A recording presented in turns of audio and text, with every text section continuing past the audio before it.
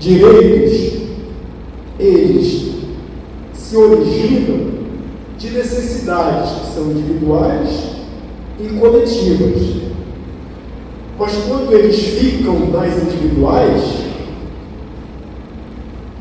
mesmo que uma lei seja produzida, não dá para a gente considerar como sendo algo justo, porque cai no campo dos privilégios.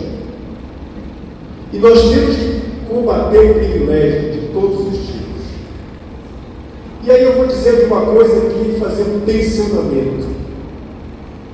Até agora já foi tudo bem, mas eu não posso sair daqui sem criar também algumas minhoquinhas aí. E algumas pessoas dizendo, mas o professor, sério, eu não esperava nem isso. Depois eu estou aberto, não é debate, mas depois eu estou aberto para conversas com quem queira, para a gente dialogar mais sobre isso, porque nós estamos em fase de elaboração. Mas recentemente, passando em Manaus, no grande evento, o maior evento da área de pesquisadores, que é a ANPED, e depois em João Pessoa, na sequência, no maior evento da minha área de pesquisa e história da educação, nesses dois eventos eu fiz uma fala onde eu dizia o seguinte: a Amazônia tem sido vista,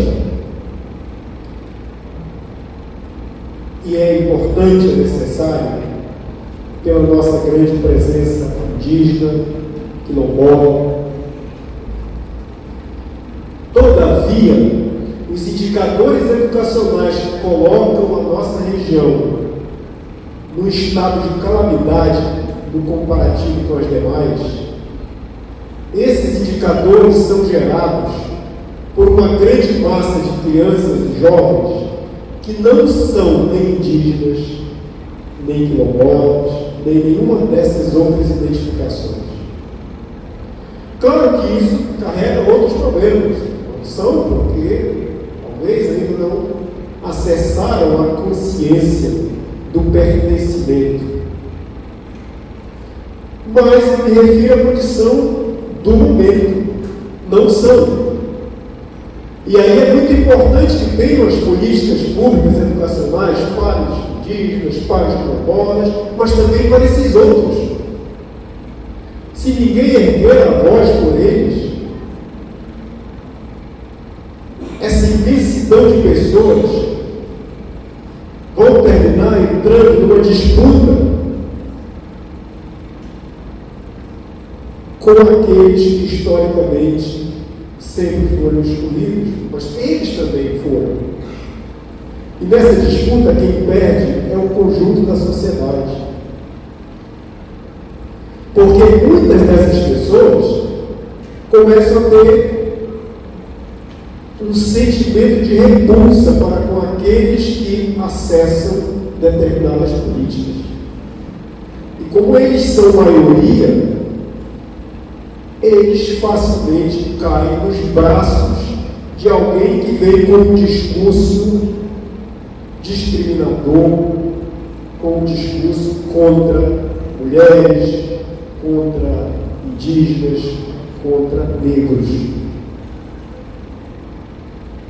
Essa maioria espoliada do capital, que vem das áreas rurais para as periferias das cidades, estando à deriva, eu insisto, são presas fáceis para os discursos de ódio, para os segmentos ultraconservadores, para os charlatães das religiões, de todo tipo de igreja, que seduz estas pessoas e impregna elas de um comportamento tão fechado que quase inviabiliza o nosso trabalho. Eu tenho a impressão que hoje vocês que estão nas salas de aulas da educação básica têm uma dificuldade muito grande em tratar com vários temas, em função da pressão exercida sobre as crianças e os jovens por pessoas inescrupulosas que usam de suas lideranças no campo religioso para produzir uma massa de seres não pensantes. Enquanto que de nossa parte, o nosso esforço é de produzir pessoas que pensam, não são pessoas para o tempo todo ter concordância conosco. A discordância é parte da construção da democracia. Agora, isso também não dá margem para o que a gente viu, continua vendo, de um tipo de defesa. Eu tenho direito de dizer, e nesse dizer tudo e qualquer coisa. Fazer apologia a situações que são execráveis. Fazer apologia a tudo aquilo que institucionalmente já foi entendido como não sendo compatível com o Estado democrático de direito. A temática do Plano Nacional de Educação fala de justiça social, de direito, que eu já destaquei, mas fala também de sustentabilidade, sócio-sustentabilidade.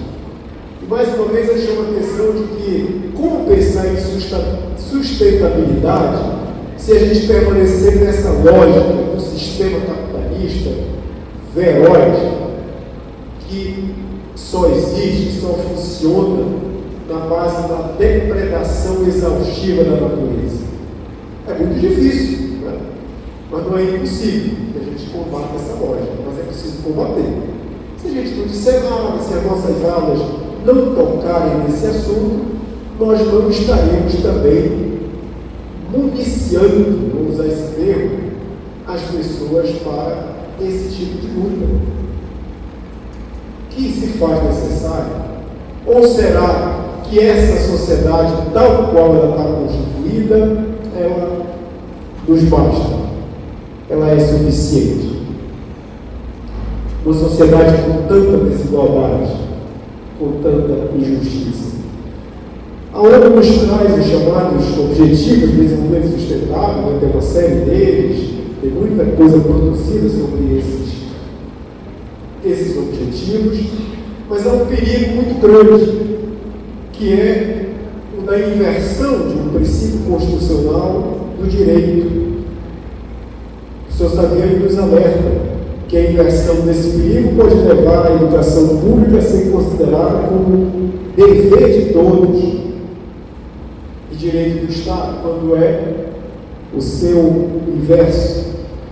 Tem até uma entidade chamada Todos pela Educação, e que a gente deve olhar com atenção para essa entidade. Quem é esse Todos? Dê uma olhada lá, quem são todos.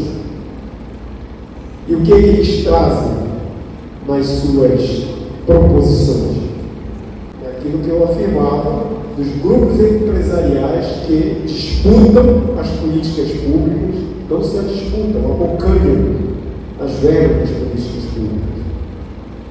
Isso pode, como diz o David Harvey, quando é conveniente, o capital é democrático. Quando não é, encontra formas de contornar e reconfigurar a natureza da democracia.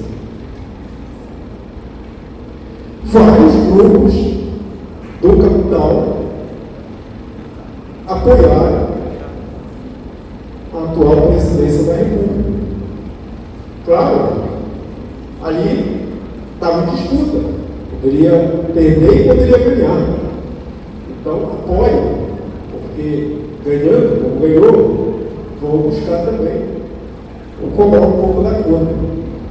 E a gente não tem que ser ingênuo, tem que saber disso. Isso não é limitador para as nossas ações. A gente precisa tensionar e puxar corda para o outro lado. Para isso, se faz necessário fortalecer a democracia representativa, deliberativa e participativa, ampliando a participação, lutando por autonomia, que é diferente de soberania. As escolas precisam ser autônomas, mas ser autônomo não é ser soberano, fazer o que bem entende. Ter autonomia para realizar aquilo que deve realizar, mas dentro dos limites dos marcos legais, inclusive dos planos municipal, estadual, nacional, de toda a legislação. E para isso nós precisamos combater várias questões que estão postas. Perguntaram a Saramago, sendo ateu, como podem homens sem Deus serem bons? E Saramago respondeu com outra pergunta igual Sócrates fazia. Como podem homens com Deus serem tão maus? Então o que está em causa aqui, do ponto de vista da religiosidade, vai além das questões formais. Nos planos de educação nacional, estadual, municipal, estas questões aparecem nos debates. E já há muito avanço sobre isso. Já há uma compreensão de que a formação específica da doutrina das religiões é tarefa das igrejas, lá com as pessoas que congregam naquele lugar. Mas a escola e o Estado é laico. E precisamos ter essa compreensão, sejamos nós de escola pública ou de escola privada. A única exceção é se a escola é confessional. Mas fora disso, sendo privada e principalmente sendo pública, nós temos que compreender e exercitar a laicidade, porque é pela laicidade que todos têm o direito de professar a sua religião. Por isso é muito importante esse princípio.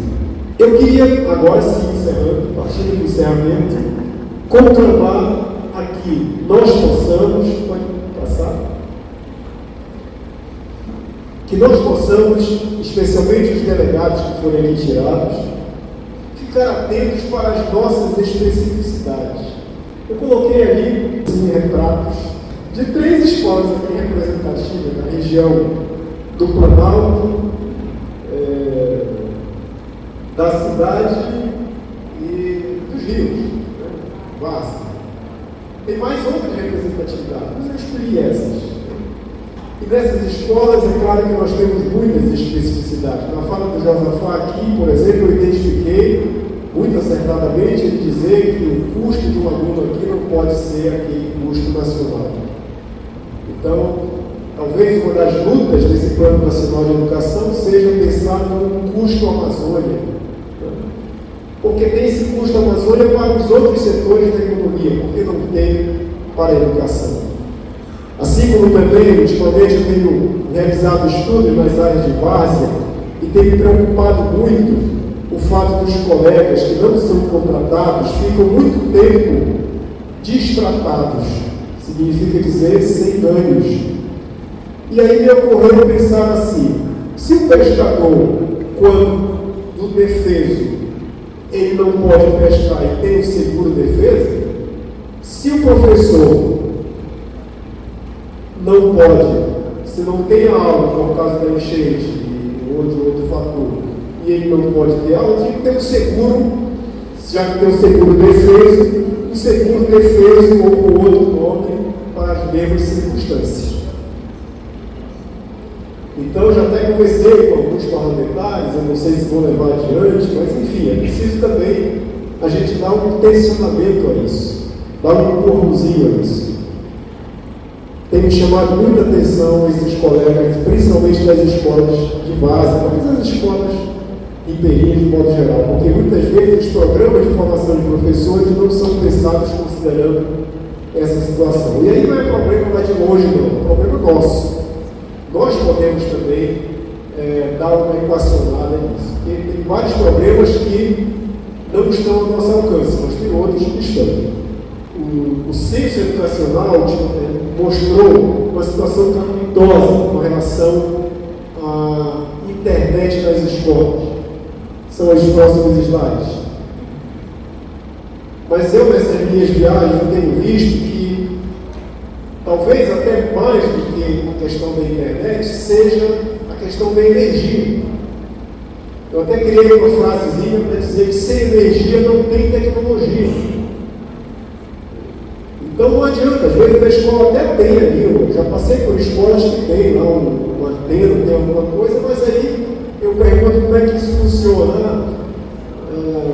O motor quebrou, o gerador de energia quebrou, ou quando o motor funciona, a cota de energia que é dada só dá para X tempo. Então aí viabiliza a realização de um trabalho.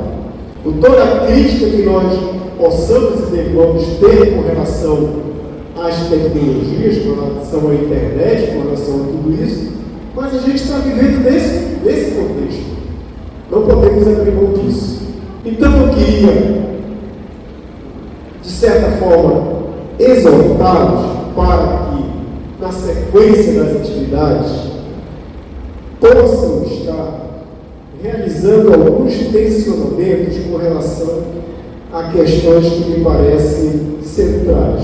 Eu queria observar um conceito que muitos aqui passaram por estudos na área de educação, viram ou já ouviram de um livro publicado há 40 anos atrás pelo professor Demerval Saviani, no qual aparece ali uma coisa chamada teoria da curvatura da vara. E a gente pode, então, em vez de vara, trocar para cartolina, papel. Se for dobrado para um lado, a gente tem que dobrar para o outro para ver se equilibra. Se a gente acompanhar historicamente as questões educacionais, se a gente pega, por exemplo, só um aspecto, pega a educação de negros e brancos. Ao longo de nossa história, 1500, 1600, 1700, 1800, olha para onde foi a educação dos brancos e para onde ficou a educação dos negros. Não tem como, numa situação dessa, você buscar reparar o prejuízo histórico se você não vergar a vara para o outro lado. Foi as políticas das cotas, que muita gente acha ruim e tudo, mas assim, os números disparadamente mostram como que a vara foi curvada a favor dos interesses dos brancos, interesses do capital, os interesses disso e daquilo. Precisa então ser curvada para o outro lado. Só que a perspectiva da curvatura da vara é para ver se nesse tensionamento se a gente retoma para o equilíbrio. E daí eu chamo a atenção. Nos últimos anos, a gente tem curvado a vara com relação à educação indígena, à educação disso, daquilo, com relação à diversidade, com relação a tantas coisas. Mas olha, essa é a parte que eu disse que talvez estranhe a minha fala. Nós vamos ter cuidado nessa curvatura da vara para não quebrar ela de vez. Tem que fazer essa curvatura, mas tem que ter uma certa cautela. Há necessidade do tensionamento, mas há necessidade também do distensionamento para o equilíbrio. Então essa é uma das partes mais polêmicas que eu trago, com relação a esses pares, igualdade e equidade.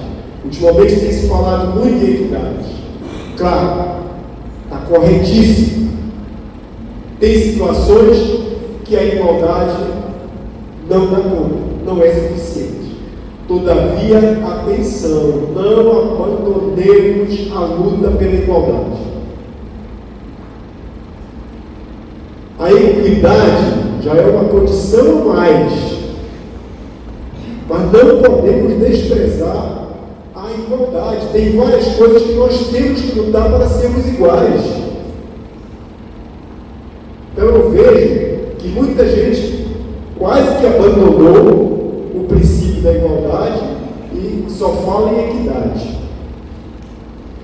Muita gente só fala nas diversidades e deixa de falar nas totalidades. Isso também eu quero chamar a atenção. Lá numa dessas reuniões que eu participei, uma pessoa do MEC disse: olha, agora vai ter um edital para mulheres negras, tudo bem, importante que teria esse edital. Mas e as mulheres que não são negras, que não são isso, não são aquilo? É nesse sentido que eu penso que nessas discussões estaduais e nacionais nós temos que fortalecer a luta pela equidade, por aqueles que são desiguais, mas sem abandonar a perspectiva da igualdade. E todas as formas de inclusão, essas questões do adoecimento mental, e algo que eu verifiquei nas nossas escolas de base. É bacana o calendário diferenciado para as escolas de base? Foi uma conquista histórica. Mas em algumas das escolas, as condições objetivas já não são iguais. A escola já não vai ao fundo. As crianças já têm apoios hoje, não precisam ir trabalhar com os pais na atividade que anteriormente era necessária. E aí permanece aquele calendário que é cômodo para muita gente, principalmente para quem já é contratado. Ficar 1, 2, às vezes até mais tempo, mês sem atividade. Mas olhando tecnicamente, pedagogicamente, isso é um prejuízo muito grande para os estudantes, para as crianças e os jovens. Um descompasso entre eles e os que estão na cidade. E algo que eu estou chamando de exclusão tardia. Ele é incluído naquele momento, mas ele vai ser excluído posteriormente. E assim é um caminho para encerrar, deixando, porém, uma mensagem de esperança. Que a educação é a esperança. Eu entendo que a única forma de enfrentar e vencer a estupidez da guerra e outras estupidez que circulam entre nós. Desejo a todos os que vão ser escolhidos como delegados, mas a todos nós, a todos que estão aqui para dar continuidade a essa atividade, um trabalho profundo, tendo em vista os eixos, os debates, as avaliações e proposições que serão levadas para a conferência estadual e desta para a nacional, até que as propostas sejam materializadas no novo Plano Nacional de Educação que terá vigência de 2024 a 2034. Eu acredito que todos nós aqui temos um sonho em comum, que é o de fazer o máximo de esforço para deixar um mundo melhor do que encontramos. Por isso participamos de eventos assim, reconhecendo que muitos outros que nos antecederam fizeram o mesmo e já encontramos um mundo um pouco melhor. A eles, aos que nos antecederam, nossa gratidão. Muitos nos deixaram nessa fase da pandemia, então nossas lembranças a eles, nosso esforço de continuidade do trabalho que iniciaram. Então, boa conferência, desculpe a exceção e as manobras que tive que fazer para ajustar a fala. Muito obrigado pela atenção.